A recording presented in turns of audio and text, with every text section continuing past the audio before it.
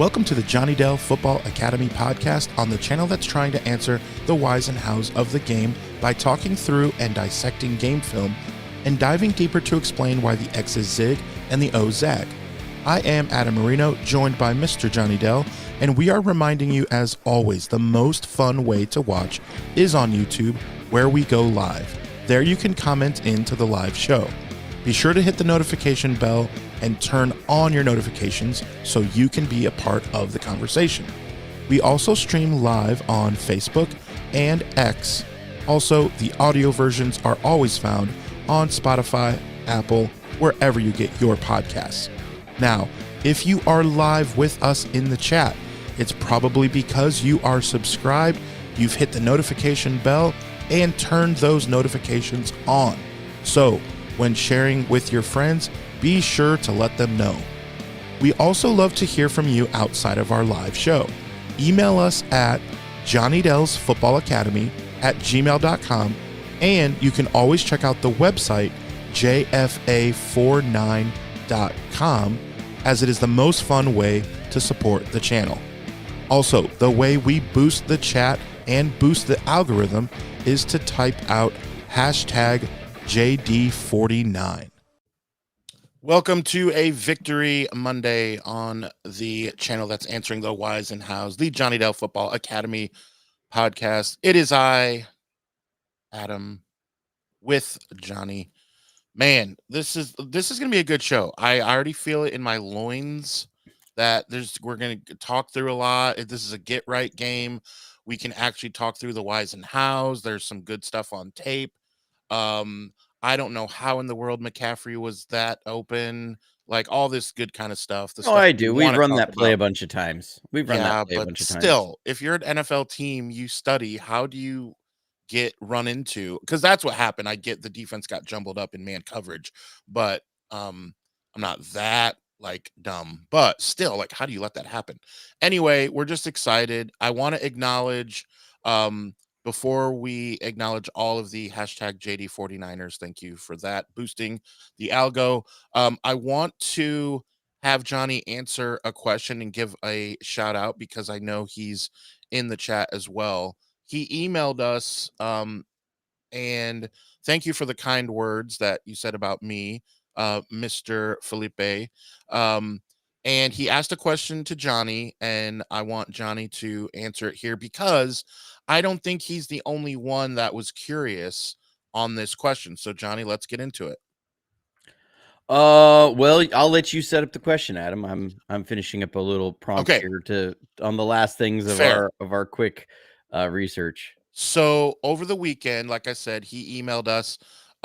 He thanked me for my service, very kind words, and then obviously a very nice email regarding all things that Johnny does, and had some questions, and then gave a response earlier today, I believe, and simply asked, Johnny, you are the best content creator as far as film breakdown and everything that I've seen as far as all things 49ers, which hello, that's why I'm even here. I obviously agree.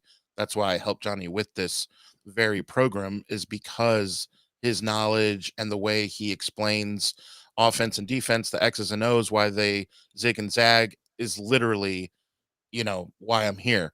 So he simply asked the question, how did you get to be so knowledgeable on these things? It's almost as if you've either played in college at a high level or maybe was in the NFL with another team, have seen playbooks and things like that, was what he was getting at. So I speak for a lot of the faithful, not just Felipe, who asks, how in the world did you get so wicked smart?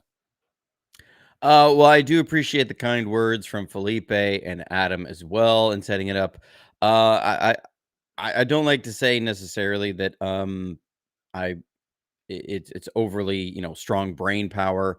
It's more for me a deep curiosity that has never fully gone away, and always wanting. I'm a very analytical person, so I want to always figure out and I think about to the root of issues on things, or the underlying causations for stuff. So, which is why I've gone into the injury problem of the 49ers the way I have, is I want to know there's what's underlying all this, and let's kind of run through the different tests and things. So, with football, I was not a prototypical size. I played football in high school. I wasn't a prototypical size for a standout. I was 5'8", and about a buck 75 was what I played at, up to a buck 80. And I played linebacker and running back, and actually played fullback. So, like for me, I remember I started playing football a little bit later. I was a sophomore when I started, and I rode the bench the whole year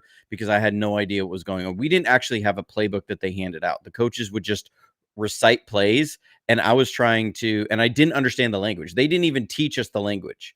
Like it was here it was. We're gonna go I right 24 lead, and I didn't know what that meant. I figured it out after a while what I meant, and I was like, well, I played some football games. I'm pretty sure that that's what this is. But they never said you're going to line up 2 yards behind the quarterback, 3 yards. It was never any of that. Like it was straight training camp. They showed up and started running plays, and I was like, okay.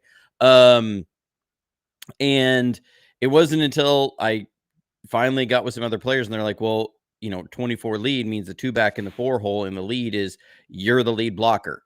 Ah, that makes more sense. And we had 24 ISO, we had 23 ISO, we had 32 lead, we had 32 dive, those sorts of things. I like it's a language that you start figuring out. Once I started to figure out the language, then it made sense. And my coach never wanted to put me on the field, because when you don't know what you're doing and you're on the wrong direction, you're either going to get yourself hurt or you're going to get somebody else hurt. And so I spent that whole off season trying to learn about football and figure it out on my own because my coaches weren't helping me. So I did that.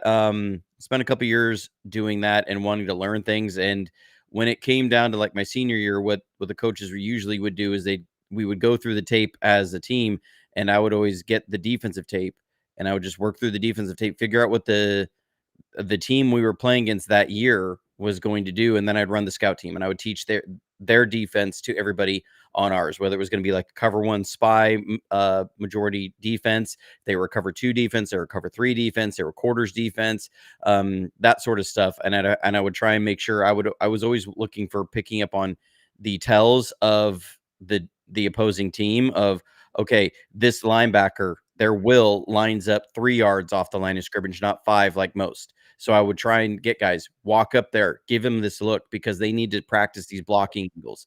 And then obviously on the defensive side, playing there I was more of a defensive player. So from there, I didn't go and play football in college. Again, when you're 5'8", buck 75, you don't get a lot of scholarship opportunities. And I didn't go to a college that had a football team. Ironically, the Seahawks actually practiced on our university grounds. They rented. Really? I didn't know that. That's Yeah, awesome. Huh. yeah. So, like, one year, I was living in the on-campus apartments shortly before school started, and I was awakened every morning by the clacking of pads because on the other side of a chain link fence in my backyard was the Seahawks training camp. Um, so that was something. And we used to play our intramural football games on their practice field. They had a big dome, a bubble that they would inflate over their practice field. It was the exact same playing surface as what was Quest Field at the time, then CenturyLink Field. And so I was there, but didn't play any of that. But I was still really interested in football. Got a hold of some old Bill Walsh playbooks. Started going through those, researching what these things mean. From there, it's just been like a 20-year journey of learning everything I can. I've been very, very fortunate and lucky, I would say. And I'm grateful for those of being able to rub shoulders with some really, really knowledgeable people that know about football and are willing to take a little bit of time to teach and explain. When you're curious, you always want to start with asking questions, and that's where it comes from. I've never gone to people and said, why is this, or this happened? Can you prove me right? I never want to approach people. I say, can you help me understand what's going on with this, or what do you see on that, or this looks like this coverage, is that what that is? What's going on there? And have somebody, again, I've had some people who've worked in the NFL on the offensive side of the ball that I've been able to reach out to and get clarification on things. And so from there, and I honestly, the biggest tool was really coming at it again from a curiosity level. Like when Shanahan came over, I didn't know as much about the Shanahan system. And so I spent an incredible amount of time trying to reverse engineer it. And when you reverse engineer it to a way that makes sense fully, you can get really, really close. I mean, that's what essentially coaches in the NFL do, is that they try and reverse engineer what is somebody trying to do with the pieces that you put together. And so it's been just a long time curiosity and passion. And thankfully, everybody who's come along to support me along the journey has allowed that to happen, and has really helped boost that. So I'm very grateful for all that. So that's I guess the long and short of it, of how it comes about. Yeah, that, and to piggyback off that, as Johnny was doing videos on YouTube, it would come up in my algorithm, and I would start to really, like, when you like really squint and you're like, whoa, whoa, whoa, hold on a second, let me stop. Like, I'm always doing something in the background while having YouTube go, and I was like, hold on, let me shut off whatever's going on in the background. Let me concentrate. This is crazy. This is just some guy doing this. So then I had to show my parents, and they're like, "Well, can you show us how to mirror it to our TV so we can just really watch it?" So now we're like watching it like, like you would sit down to watch Must See TV, a sitcom on NBC Thursday night. Here we are, my family, watching Johnny Dell, getting our popcorn, like, "All right, you ready, guys? It's the Johnny Dell show. We're getting ready to put it on." That's literally how it was. And so then I'm like, I was looking around to see what podcasts he had been on, and I didn't see much. And at the time, not anymore, but at the time, I was helping to run a podcast production company and had other podcasts of my own. And so I just reached out to him on Twitter, and, hey, what do you think about doing that? And this was a couple years ago now. Hmm. And so he was like, it's funny that you messaged me, because I would kind of been thinking about that, but don't know the best way to set things up, and things like that. I know a little, but not a ton. And I said, well, the stuff that you don't know, I kind of think I do pretty well in. Let's give it a shot. And oh man, then we just kind of then Johnny one day was like, "What do you think about going live?" And I was Yeah, like, yeah. We we just started out trial by recording. fire." Yeah, we Yeah, were just recording, remember, like a few episodes. It's funny, if you go back to the catalog, you can see we've definitely improved with our rhythm and just all that. But having the faithful here every step of the way has been awesome. So yeah, thanks to Johnny for just his relentless pursuit of always wanting to know the whys and the hows. And that's what we're doing. And again, excited for today, because we do have a chance to get into some of that now that we look like a professional football team. And so that is always fun. Um, where I don't know where where we even want to start, Johnny. I mean, offense, defense, what jumped for out to you about the game? for me, I want to get the negative out of the way, because it was hard to enjoy the win, Okay, knowing that Micah Williams is just almost add it to the surely, list. I mean, it's like a Add it to the list. 99.9% certainty that he's gone for not just the season, he's gone for the offseason, when this was going to be a huge offseason for him to work on his footwork, to work on his hand placement, to get the reps in development, and that's gone. He's going to be rehabbing now instead of getting through the development. He needed all of these reps coming through the game or through the year as a young guy who is transitioning from being both a stand-up outside linebacker and then a hand in the dirt 4 and 5 technique to a hand in the dirt wide 9. It's a challenge for him, and he's losing a lot of those valuable reps. I guess the one plus side on this is that he's going to have a rehab partner in Bosa. Um, But I mean, Yeah. we're looking at again. This timing very much feels like the Ayuk last year, where you get frustrated not only because you lose the guy for this year, but you feel like very likely you're going to lose him for a portion of next year as well. Yeah. Um, That's immediately what I because thought based you on where know, we're at in the season. yeah, I mean, he might make it back by week 1 next year, but it's very likely that he could miss out on most of, if not all of training camp. And just, we've seen the downstream effects that has. It feels like this injury happening at this point in his career has probably set him back a full year in development. That going into year Yeah. 3 is where you would expect him to be going into year 2. That really the end of year 2 is going to be the development, just slightly ahead of the development that you would expect at the end of year 1. Um, it just sucks. It sucks for him. It sucks for us. It sucks for everybody. I hate seeing these injuries. And I don't care if it's just the 49ers. Like when this happens, like the injury to Cam Scatterbo, I hate that. I absolutely hate that. I hate to see young guys at this point in their careers, Jaden rookies. Daniels. Jaden Daniels Yeah, well, last Jaden night. Daniels has a dislocated elbow. They're not sure if he's gone for the year. They don't think he's going to be. It's more when you see rookies. That rookie year is so important to guys' Yeah. development to get the reps under, to then be able to see this is where I'm really deficient in the NFL. Now I can go into the offseason and I can work on all this stuff. Guys either sit there and say, I've arrived, I've got this, man. I had a great rookie year, and then they have a big sophomore slump, and then they hit the development year 3, or they get through that rookie year and they say, okay, I was decent, but I have so much farther to go. And usually those like really blue chip tier players, year 2 is when you see a massive jump. And that's what has kind of been the expectation with Michael since they drafted him, was that he'd be good this year. He could be unreal by year 2. And it just feels like that whole thing has been derailed, and it sucks for him. It sucks for the team.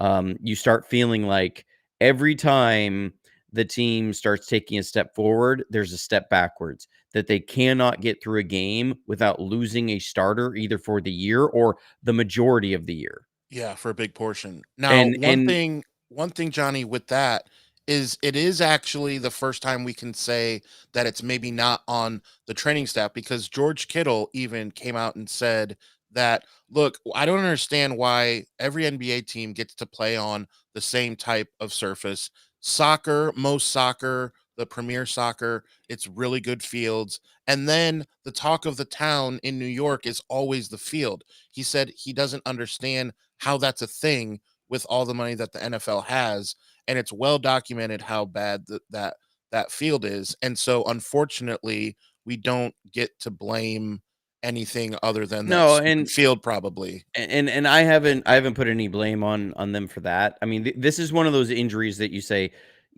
that one I don't put blame on them for. Right. But again, you should expect requisite or equivalent commensurate rates around the NFL of those kind of injuries. So those I don't count, and people will always bring up those to say, well, it's not the training staff. Those aren't. It's more the issue like Yetur Gross-Matos, who came back to practice on Thursday and then wasn't there Friday, and then Saturday we found out they put him on IR because he re-aggravated that hamstring so bad he is now going back on IR. And if it's anything like what happened to Jacob Cowing, you're talking about for the rest of the year, Yeah. that he's done for the rest of the year, because the exact same thing happened with Jacob Cowing. He pulled his hamstring, the training staff cleared him, and the day he went back out there, it has been such a severe tear of his hamstring that we are now over 2 months out, and he has not even been activated. His 3-week window has not even been activated yet. That means the 49ers are not even fully confident that he could be ready by Thanksgiving. That's how bad Jacob Cowing retore his hamstring after being Yeah. cleared by the training staff. It's Yetur Gross-Matos comes back the day he's cleared and comes back to practice. He re-aggravates it enough to where he's gone for at least another month. and we have no signs that it's not going to be season ending. If it's 7, 8, 9 weeks, this is ridiculous. So those are the injuries that I have issue with. There's an average of 5.3 hamstring injuries per team per year. The 49ers have now had, and that's unique players. The 49ers have now had 9 players have hamstring injuries so Almost far this double. year. Yeah. There's a rate. There's only 5 re-aggravations of a hamstring injury around the league in an average year. We have had 2. Those sorts of things is again why I start getting really frustrated with where it's at. And I say this offseason, you cannot be the most injured team by a mile. And then this is something that Felipe brought up, because he asked about, is it something about the player profiles of the 49ers that could lead to these injuries? And I said, well, there's a couple things I'll test on that. One is, for example, like some receivers that we want, bursty, explosive receivers. The Chiefs have the most explosive receiving core as far as bursty speed in the NFL, and they tend to be very healthy as a team. Travis Kelce is not a bulky guy. Like, he has never been a unit. Like, you look at his body compared to George Kittle's, they are not the same. Travis Kelce has been extremely durable through his entire NFL career. You look at another metric I would look at is saying, well, then and he said maybe they're overtraining and they're getting too big and too muscular and too explosive for their ligaments and stuff, and that is a potential possibility. But if that's a problem league wide, then every team should be as injured as the 49ers. We shouldn't be an outlier. I think there is an element of that. And that also then comes back to the training staff, because the 49ers had the highest attendance percentage rate that they had in their offseason program. They have a 12-week offseason training program, and they had nearly 100% attendance throughout the entire 3 months. And they have been more injured this year than they've ever been. And so when you see a higher rate of attendance in the team's training protocols and then a higher rate of injury, that again speaks to there is a problem in the way that they are going about managing these players and managing their health. All of that comes back to that. So they need to look very, very long and hard at that, and go spend whatever money they need to, because you have over $100 million on IR right now. I think it would be worth it to invest 5 or 6 or whatever, even 10 or 15 to actually get that money on the field. That's how I see it. Mike B says, I envision James Woods' character from Any Given Sunday. I remember James Woods was excellent in that. Yeah, just clearing everyone. Oh, just get him back. Just give him a shot. Just give him back on the field. Now there were some positives, some things I think about in regards to the New York Football Giants is that Jackson Dart, especially in the fourth quarter, had like there was this myth like he was starting to become superhuman, and I was just waiting in the fourth quarter, and they showed some flashes. But overall, you look at another defensive showing by the Niners in which they give up less than 300 yards as a total. They had way more 3-and-outs than what we are accustomed to seeing. We, on the offensive side, only punted twice, 6 yards per play at one point. Like, all this stuff that I'm sure you guys have seen, but these just come to mind as like, hey, we are starting to look pretty good on the road against a team that has shown potentially that they can play really well at times. And they did to a Mm-hmm. certain degree. But I thought Mac Jones, like, what a blessing to have a backup when you see some of the other quarterback play in the league. I mean, even starters. I mean, Jordan Love to you just think of the I mean, quarterback play in this league, and now look at Mac Jones. I mean, come on, we don't have much to complain about in that department. yeah, I mean, you look at the end of that Panthers game, that Packers Panthers game, and it's what we and I look. I actually text Adam about that game Yeah, we were chatting back and forth. after it happened, because I was like, I had to dunk on him a little bit because he sat there and was like, the 49ers are not one of the top 4 teams that, you look at the Packers, they're just not in the same. And I'm like, that is why I can't consistently say if the Packers play to their potential, absolutely. But you see that far too often of how they ended that game. I mean, that was as bad as it gets. And that's also why Jordan Love, I'm not a believer in that because in him because you will see some really amazing throws and you'll see some real high level play, and then you see stuff like that. Right. I mean, But here and like the end of our playoff game where he's literally just chucking this ball up into the air on a wing and a prayer. So and that is again what becomes even more frustrating about this. If you have Michael Williams coming out of that game, you, coming into today, 2 days before the end of the trade deadline, I think you're a little more aggressive. Right now, it's like what we said. You don't want to go trade for a Trey Hendrickson right now for a 1-year rental, and give up a 3rd round pick when you don't know who else is even going to be on your team by December. Because that's at this rate, you may not have a secondary. You may not have any more defensive tackles at Johnny, this rate. that's my whole take. That's my whole, when we say punt, we talked about this. I don't mean what I think most of the faithful think I mean. I still want to win. I still want, but it's like the mindset is just like, guys, I don't know if we're going to win the Super Bowl when we don't even know who's going to be on the field. That's all. And when we have teams, we're in third place in our own division technically. Technically, Technically. but I mean, Okay. look, is there another team in our division that has more wins? No. Okay. No. So And we've that's beaten that's both what I those mean. teams, by the way, and Right. we've Right. beaten them. So, Um, I mean, now again, the Seahawks and the Rams both look like really good teams.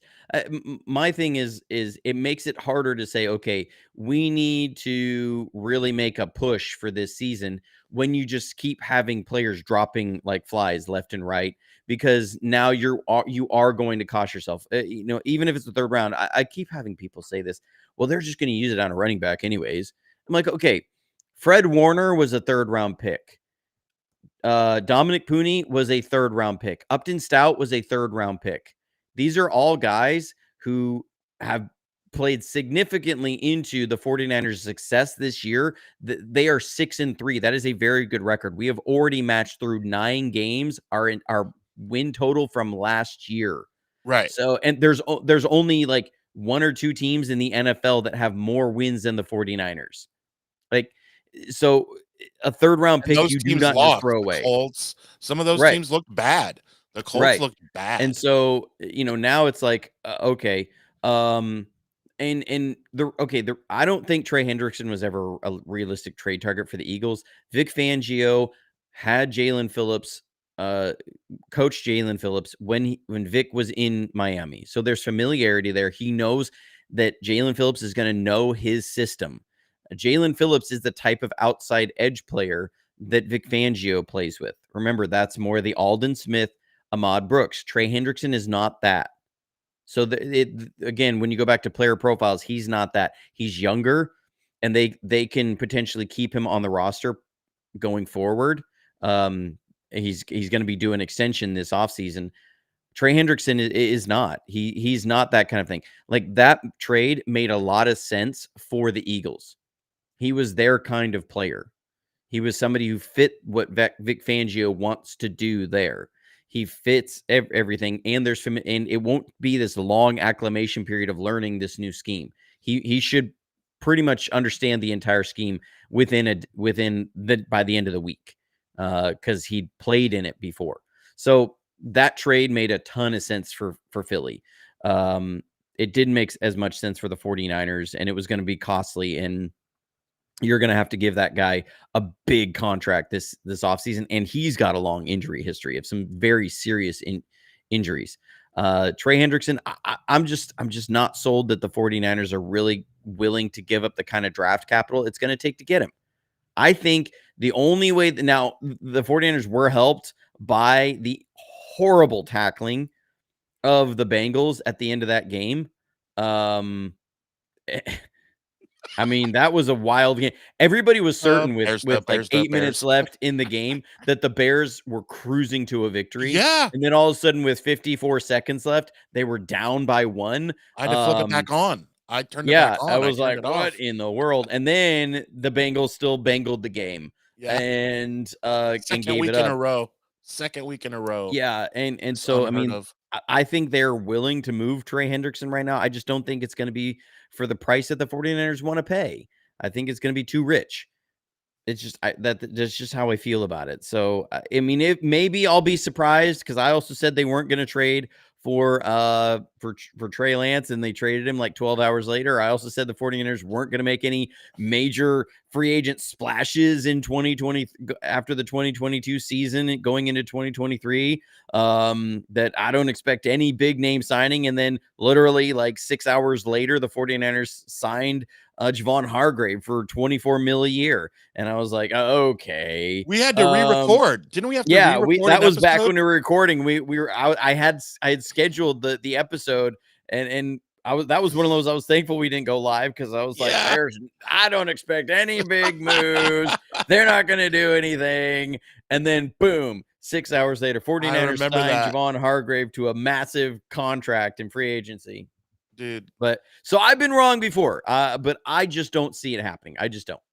I have not been wrong before, and I'm kidding. But I want to talk about getting dunked on because you may have dunked on me, but I want to leave you with this stat before we get back to Giants 49ers. And Callie has said the NFC is wide open. So I want to know what you think in the chat, Callie, and the rest of the faithful. Plus minus, okay?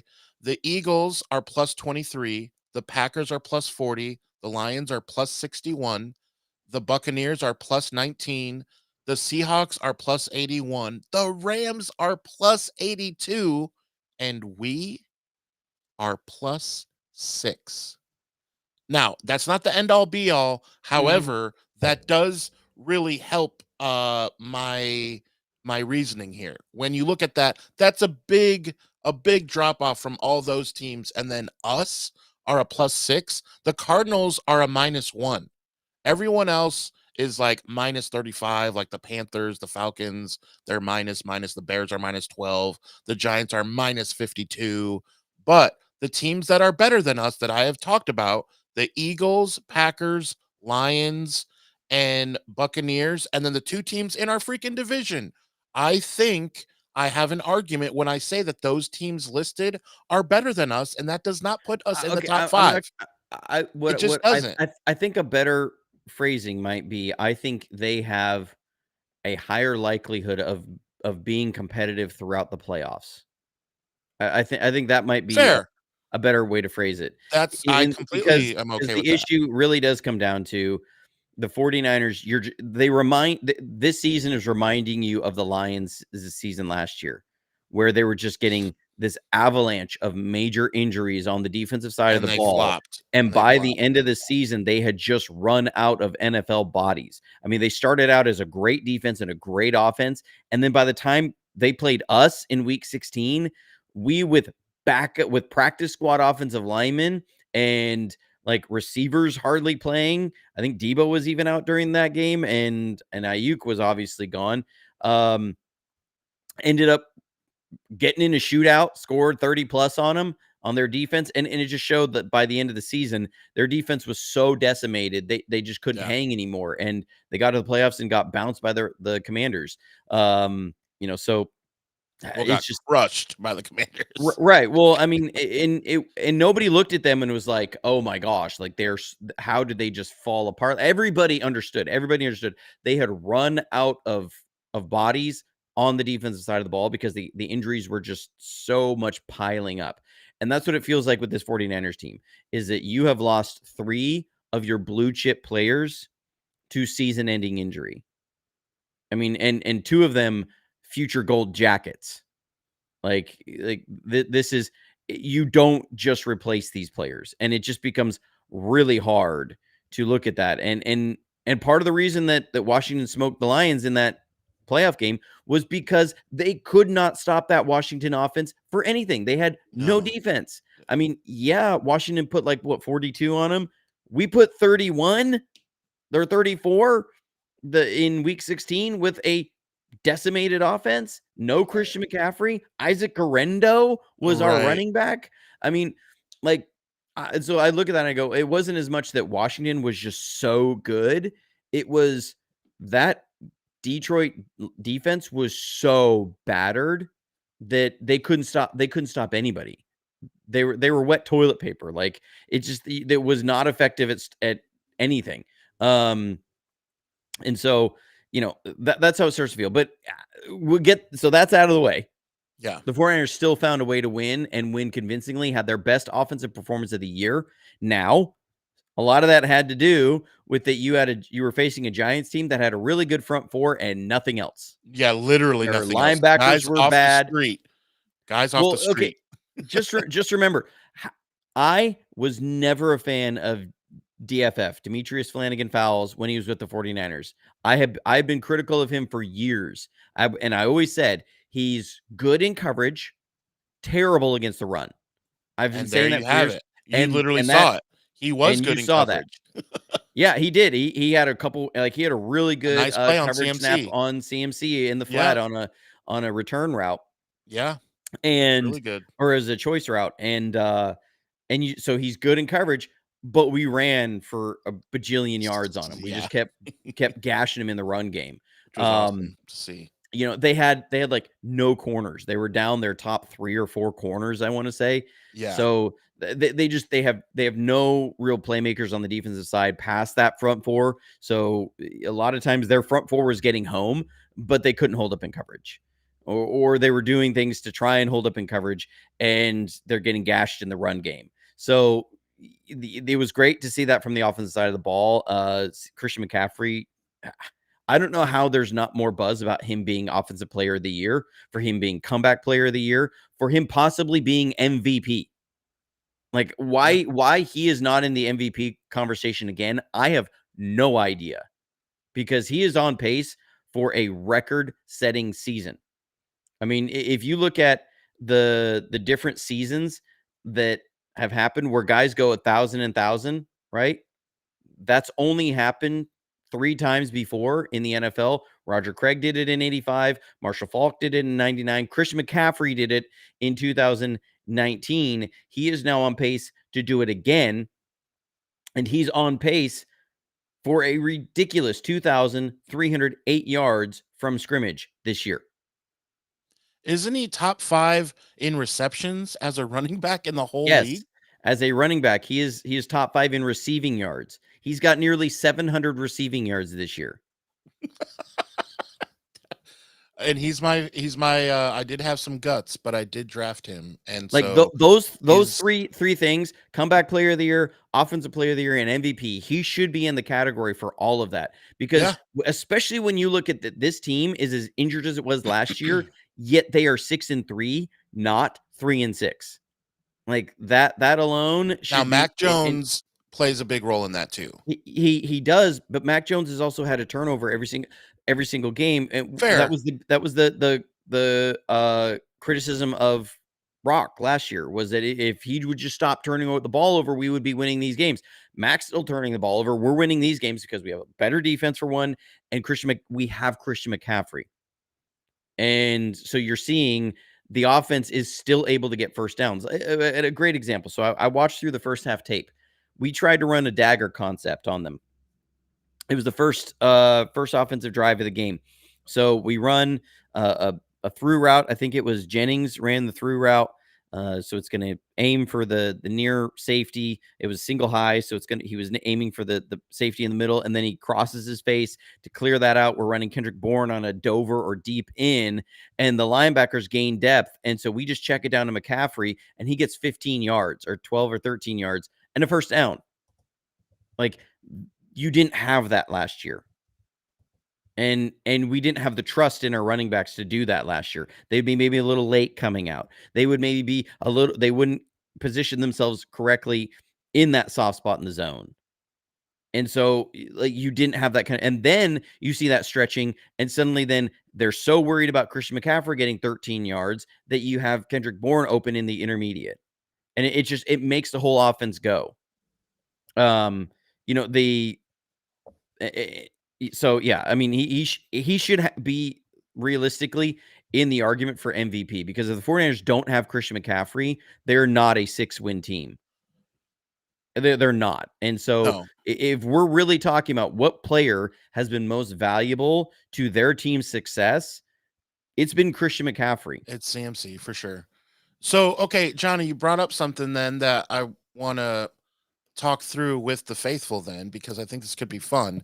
So, on my other show that you may have heard of, Sports Edit Nation, today's episode is the NFL middies, and we started this last year on that show, and we went over the MVP, the offensive player of the year, defensive player of the year, rookie of the year, coach of the year, and just for fun, as it's the halfway point, as they play 17 games, there is no true halfway, but this is as close as it gets.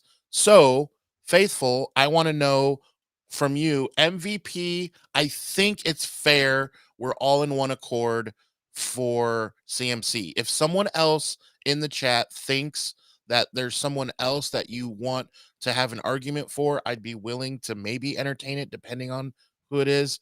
But let's go defensive player of the year for up to this point in the season. Johnny, who has shined for you over these 9 games on the defense that is healthy? I mean, that's kind of tough. I think that the challenge of our defense is that we haven't necessarily had one guy who um who stood out and been like, okay, this is the guy on our defense. It's really been everybody's carried a little bit of the water. At times Upton Stout's made some really good plays. He's also given up plays. At times D Winters has made some really good plays. At other times he's not been as great. Kalia Davis has flashed at times, but then has given up some stuff. Same with Alfred Collins. Same with Micah Williams. Nick Bosa has been gone almost the entire year. Bryce Huff has been very instrumental, but he's been gone the last couple weeks too. Tatum Bethune is clearly not Fred Warner. He's stepped up, Yeah. admirably for his kind of stock and where he's come from, but he's not Fred Warner. Diamonor Lenore, he's been doing a very good job on his side, but he's a corner over there. He's not involved in 95% of the plays. We've had our safeties going in and out, and so nobody's been I a key guy know. at That's safety. what Renardo Green's been up and down. I don't think you can Demo. point to anybody. I think it's Demo.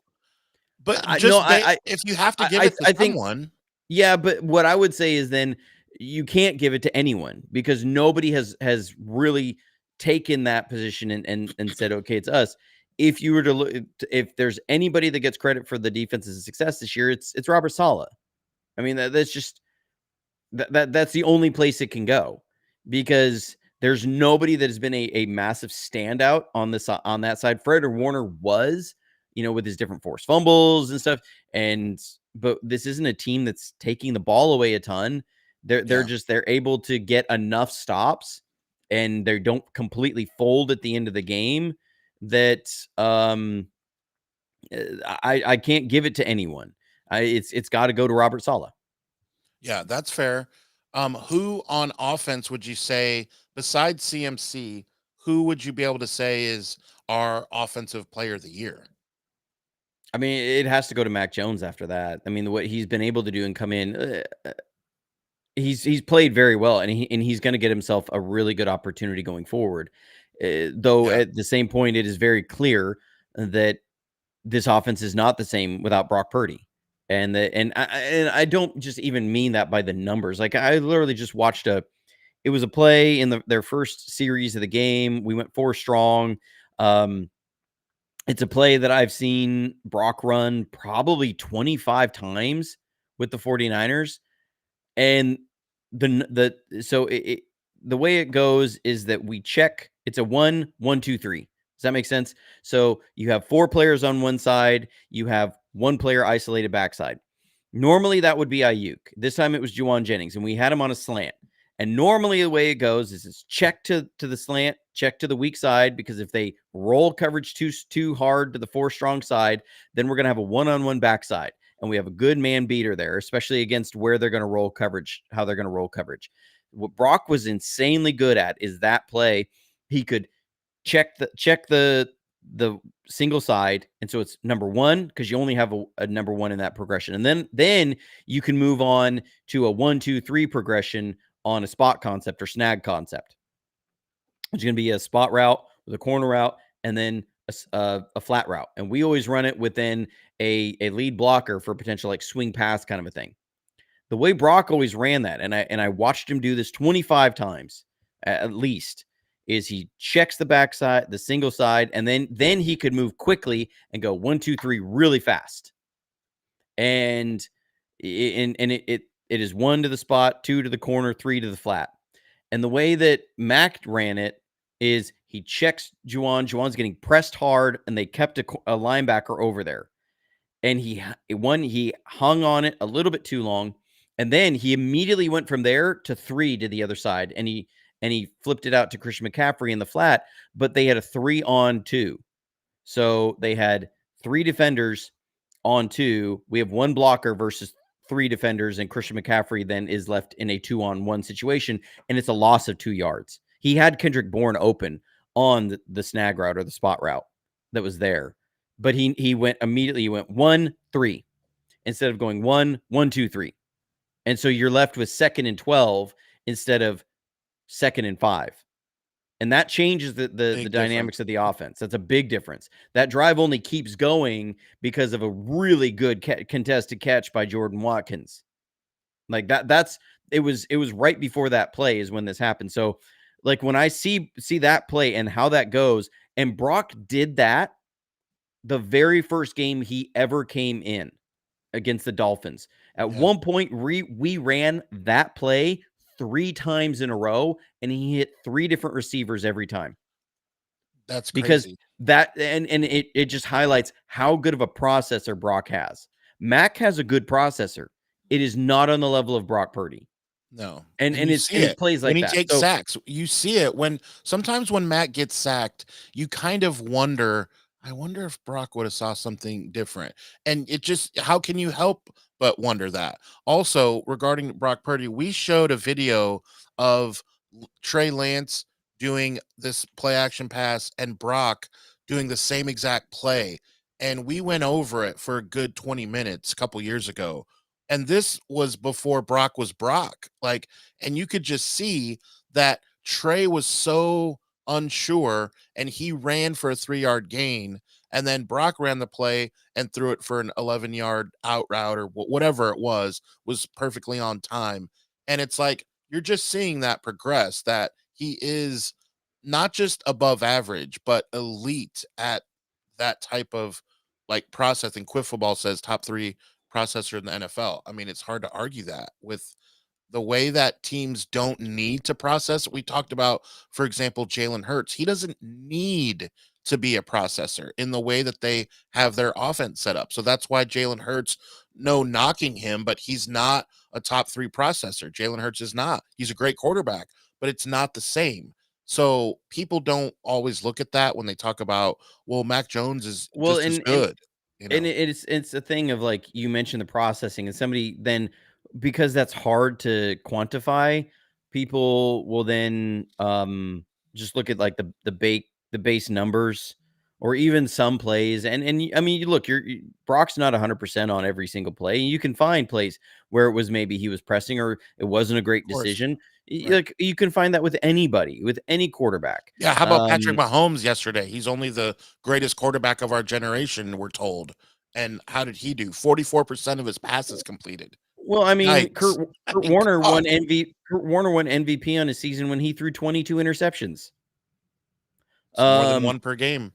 yeah. So like that happens. Like your quarterbacks are not going to be 100% on all that stuff. So it's just more like if you got to get that back on track. Mac has done very well. I just want it to be very clear for everybody that it is not on the level of a Brock Purdy. And I think we've really started to understand that over the last 3-4 weeks, that Mac is a starting caliber quarterback in the NFL. He is not on the level of a Brock Purdy.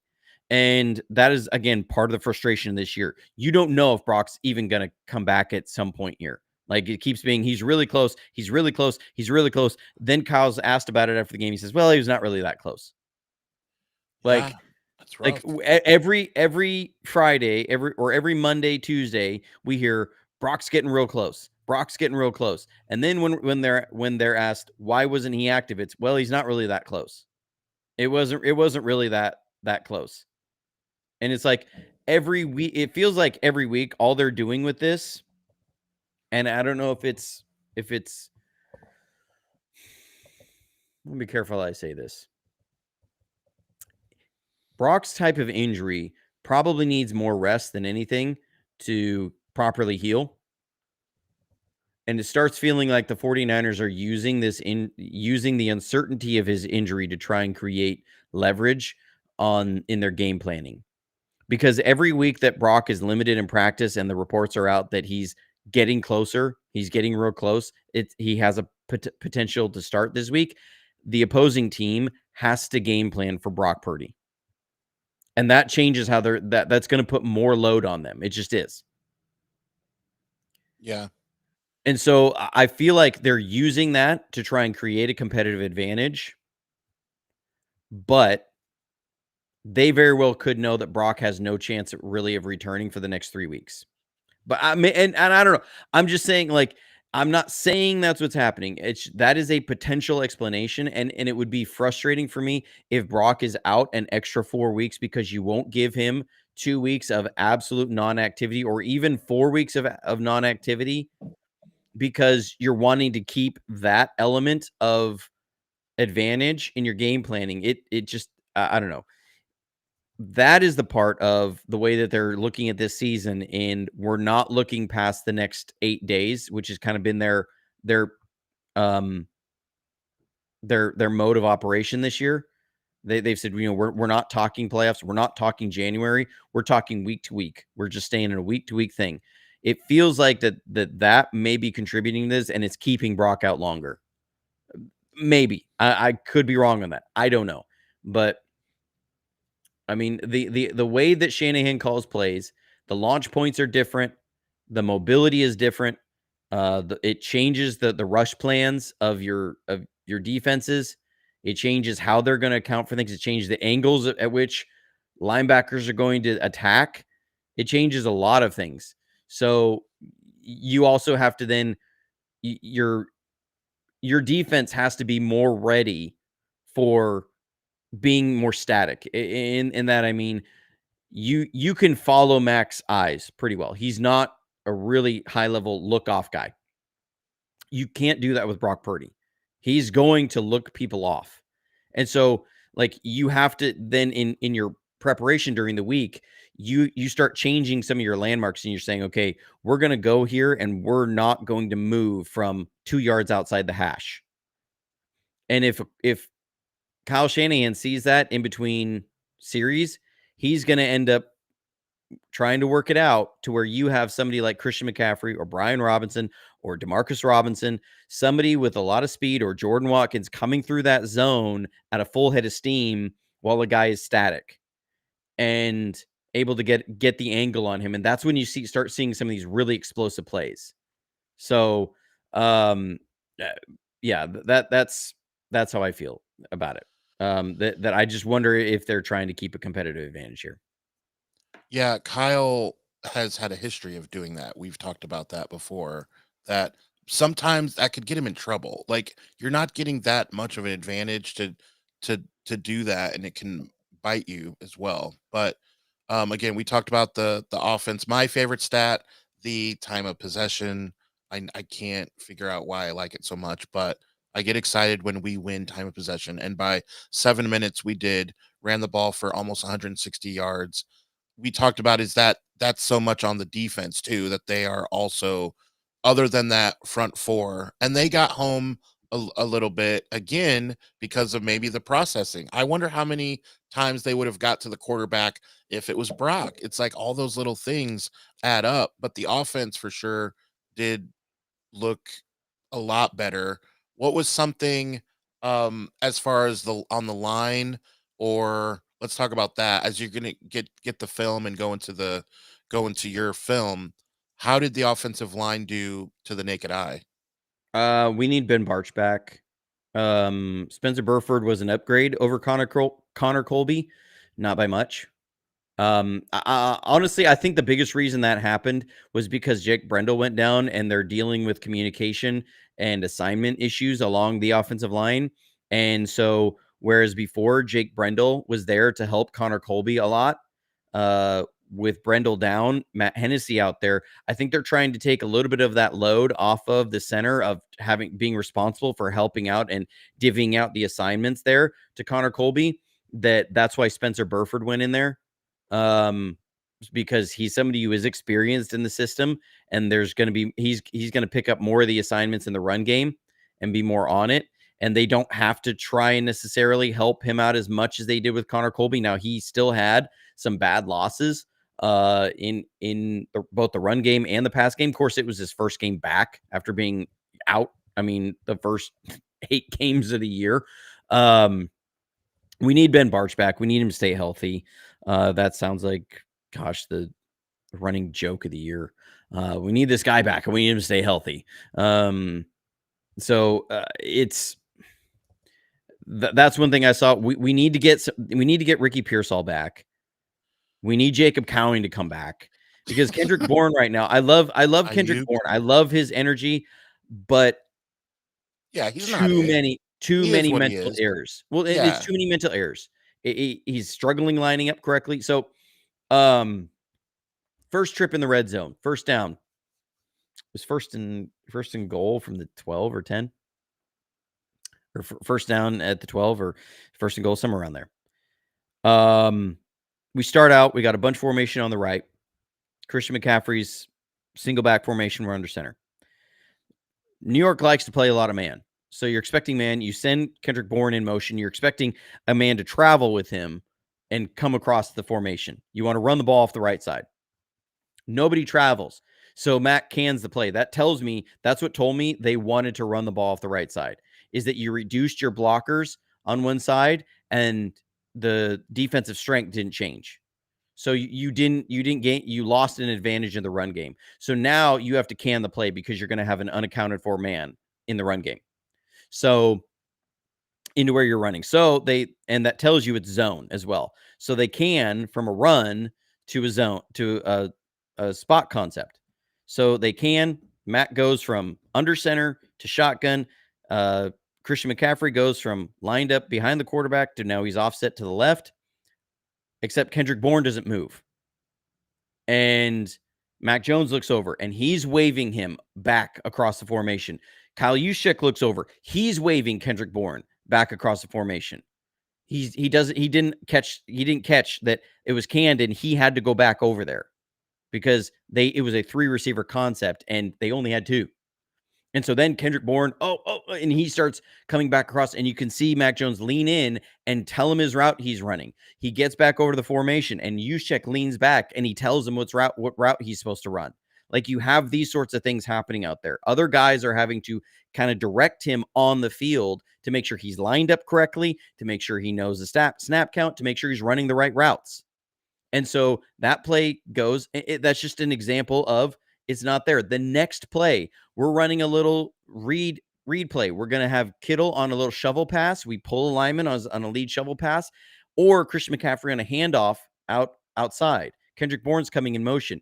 The idea is you're going to read the defensive end. You're leaving him unblocked. If he flies out on McCaffrey, then Mac Jones is going to keep it, and he's going to give the shovel pass to Kittle. Because now you have that defensive end. You don't have to account for him. And you're right into the end zone. Or if that defensive end holds, because it's going to give a zone read look off of Mac Jones, and you hand it off, and he doesn't take an angle to take out McCaffrey. Mac Jones hands it off. You're getting Juwan Jennings on a crack block on the linebacker. You're getting Kendrick Bourne kicking out the the corner, and you have Christian McCaffrey one-on-one with the safety as the only man between him and the end zone. And that's almost an assured touchdown, right? Kendrick Bourne's coming across. They snap the ball. He sees a defensive end unblocked and panics and pulls up and tries to block him. And nobody blocks the corner. We hand it off to Christian McCaffrey. He gets out on the edge. He's now 2-on-1 with the corner and the safety. And it's a run for like 1 yard. Now, we scored the next play, but you go, those are 2 plays in a row. You're seeing serious mental lapses and mental errors from Kendrick Bourne. And we see this throughout the game. He's lining up incorrectly. There was one play, it nearly was a pick, where Demarcus Robinson was supposed to run a Tony route, and Kendrick Bourne was supposed to run a clearing route on the outside, an outside release fade, and Kendrick Bourne runs a Tony route, and they both sit there. And so Demarcus Robinson is coming out of his break. He sees him sitting out there, and so he sits down. Mac's expecting him to keep running. He doesn't. It's nearly picked off. And after the play, you could see Robinson turn to Bourne, and he's going, "You're supposed to run that off. I'm the Tony route." So, like, you're seeing that kind of stuff. We need Ricky Pearsall back. We need Jacob Cowing back. These are guys that know the system, spent the offseason in the system, have been in the system for 2 years. Kendrick Bourne was signed after week 1. Like, we need the receivers that actually understand the system, understand that their assignments, because there's too much of this going on. And even though we scored 34 points, we are still leaving points on the table because we don't have the receivers who understand their assignments. There was a reason that they let MVS walk. They couldn't put everything on him that they needed because he came in at the end of camp. So, yeah, that's where it is. So defensively, I'm excited to see some plays that were made that you're going to show where you can really get into what Robert Saleh called here, because at this point, that's literally, we all know that's what it is. We don't have the players that where you can really highlight and say this guy is playing out of his mind. Now you might be able to show, yeah, Malik Mustafa came up on this play and he did really well. That's all well and good, but really it's going to be more of the scheme, in my opinion. Is that what you see as well? Well, I mean, there's only so much you can scheme, and so um, I don't know. But he's scheming out of his mind is Yeah. what we're all thinking here, right? I mean, the dude I is mean, like, yeah. I mean, look, the 49ers have been unbelievable this year. I just like Kyle Shanahan deserves a ton of credit. At the same point, we can't take focus off of some of these players. That they need. We either need guys who understand the system back, or guys who've come in. You have got to get up to speed quicker because we're halfway through the season. There's fewer games ahead of us as we have behind us right now.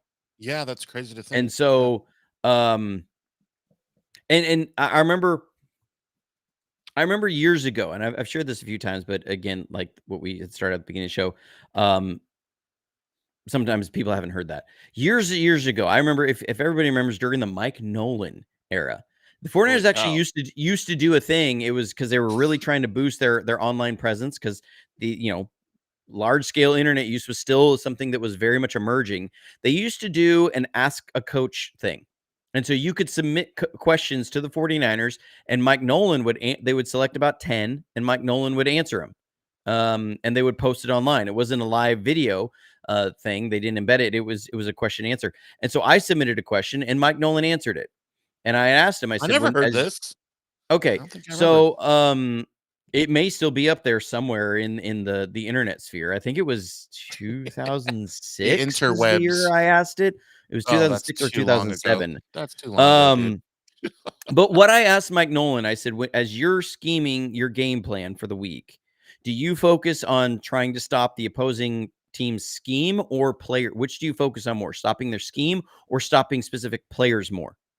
Because that's a big question. Okay, you know that this team likes to run these passing concepts. You're going to do this, or do you say that team's got Chad Johnson? We're going to take Chad Johnson away, right? Um, but because sometimes that mean you may open other things up. And so Mike Nolan had an interest. He said that's a different approach by different different people. Some people like to match up, try and have the best calls for scheme on scheme. He said, for me, I look at players are the ones that have the ball in their hands and that they're the ones that change the game. And so for me, I'm going to try and take away specific players more than an opponent's scheme. And here was his reasoning, and he put this in the answer. And I've always thought about this, and I thought, I didn't agree with everything Mike Nolan did. Mike Nolan also ran a really good defense in Baltimore. And that does make a lot of sense. He said, here's why I focus on players more than scheme. There's a reason that players get paid a lot more than coaches do. And I'd never looked at it that way. Kyle Shanahan is one of the highest paid head coaches in the NFL, and I think he's paid $10 or $11 million a year. He's paid less than Colton McKivitz. That means as an organization, you value as resources your head coach less than your right tackle, who most people in NFL fan or 49ers fandom do not like Yeah. as a Yeah. quality player. That tells you a lot, actually. Patrick Mahomes is making over $50 million a year. Andy Reid is making like 12 or 13.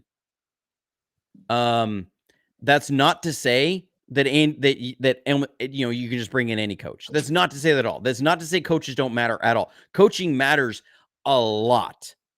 But if you look at what teams are investing in, the skill sets they find harder to attract and that they pay more for are the 0.001% of human beings that can get on the field and play the game.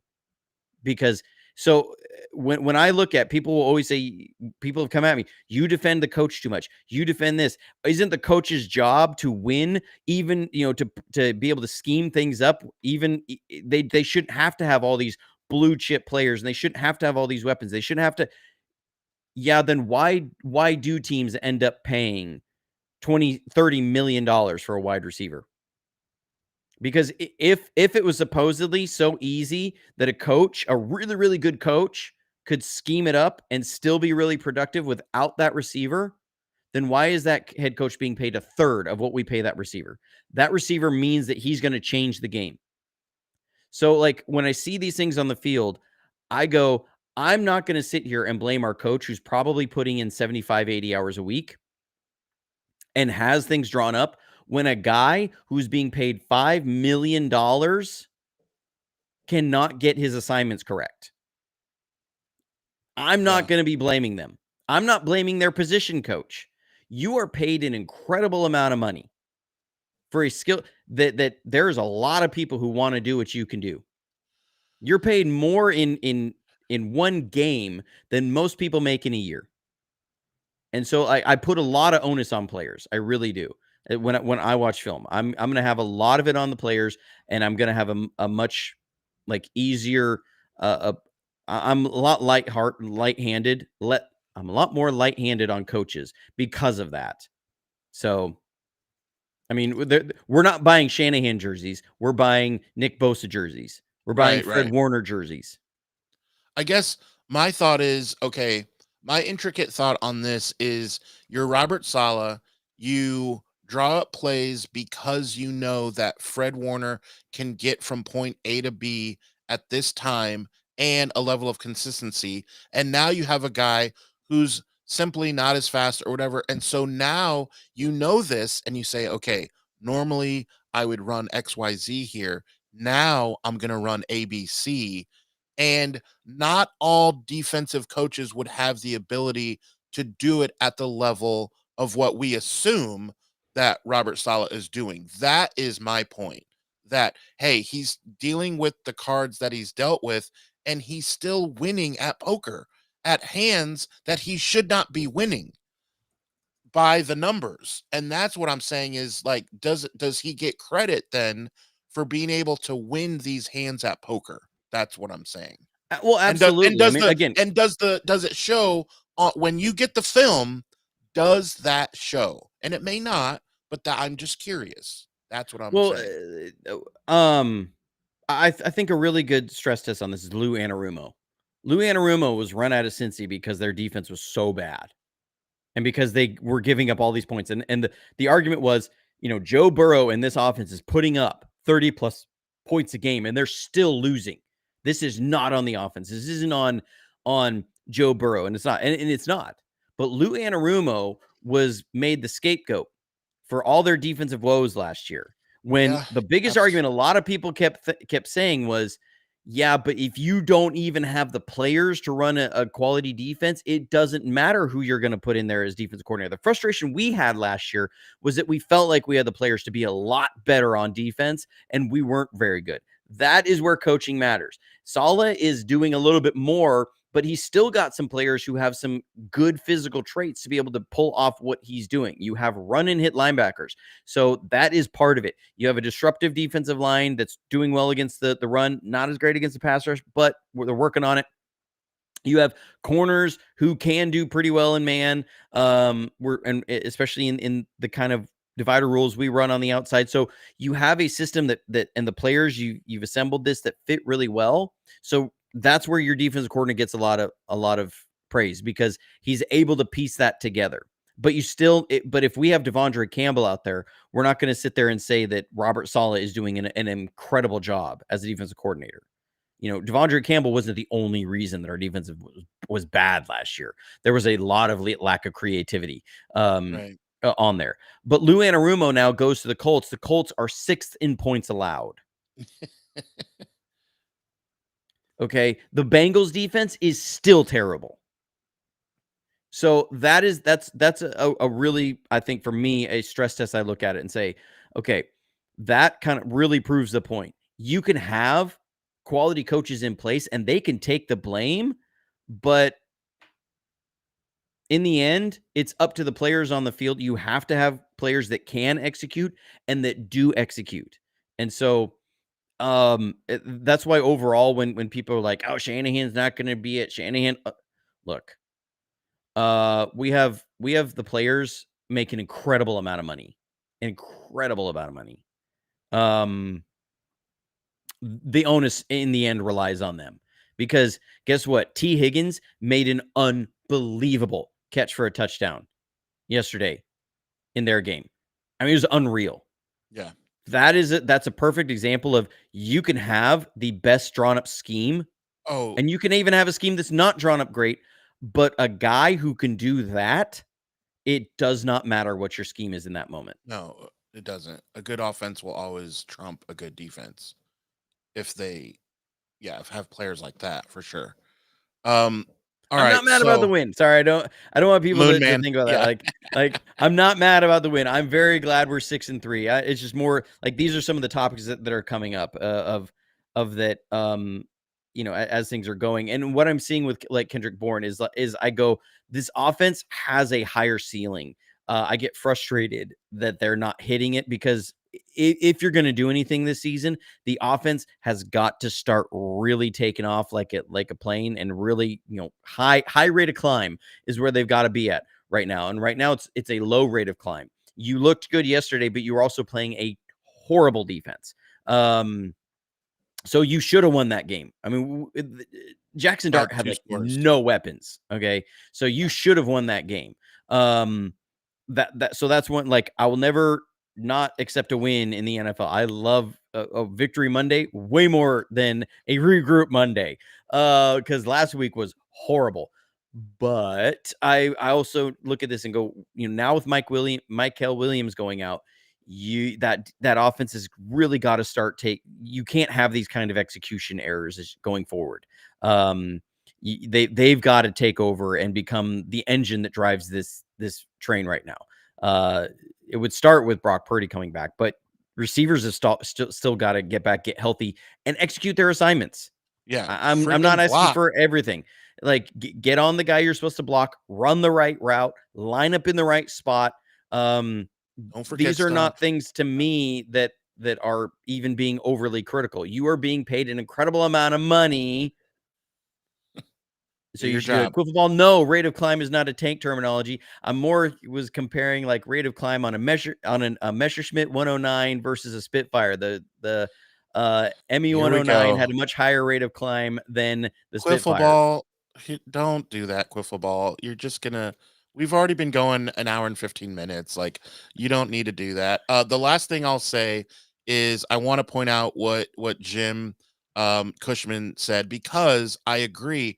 Let's just not forget what we have, because the old saying, you don't know what you got till it's gone.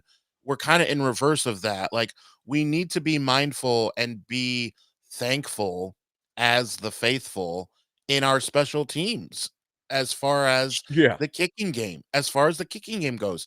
And I mean in punting as well. We've done pretty well overall when we've needed to punt. And obviously, it goes without saying, we freaking haven't missed a single field goal attempt. So obviously, that kind of is going to come up like, hey, I think we've solved that issue. But let's just take a minute to be grateful for it, because we know what it's like when we don't have it. And so just this very season, we knew what it was like. So shout Well, out to Eddie Money. and we've been on the receiving end of special teams gaffes by other teams. How many times this season have the 49ers gotten the ball at the 40 because the opposing kicker didn't Kicked it make it into off. the landing Yeah. zone? Eddie Yeah. Pinheiro has not had a kicking violation this That's what year. I'm Guess saying. who did? Jake Moody. Jake Moody had a kicking violation this year, but Eddie Pinheiro has not had a kicking violation. Almost every other team we've played has had a kicking violation at some point, and we've gotten the ball at the 40, and it has been helpful for us. Almost every team we're playing has missed a field goal. Eddie Pinheiro has not missed a field goal all year, and he hasn't been jinxed because it's been mentioned like 8,000 Yeah. times over the Yeah. last month. So You I'm love to not see even it. knocking on wood that I'm jinxing it. It's been mentioned by Hands up. everybody. I mean, so like, yeah, the special teams is so much better. And because guess what? They looked at it for long enough and said, we can't, the way it has been is unacceptable. We're losing games because of this. So Yeah. you're willing to walk away from Jake Moody, you're willing to walk away from Hightower, and you go out and you hire a a an experienced and quality special teams coordinator in Brant Bauer, and you brought in an experienced NFL kicker. And guess what? Your special teams have not been losing you games, and they've been winning you games. Special teams Yeah. alone is one reason this season is so much We different. wouldn't be So, 6-3. We and so wouldn't be guess what? 6-3. I say, Kyle, think about that when you look at your training staff this offseason. You sat there and held on to your special teams coordinators, to your special teams guys, because you were just like, well, we just don't want special teams to lose us a game. We just don't, and you kind of stubbornly held on to it out of loyalty, and I respect that side. Now is not the time for that. You have been the most injured team the last 2 years. You've got to change something on that front.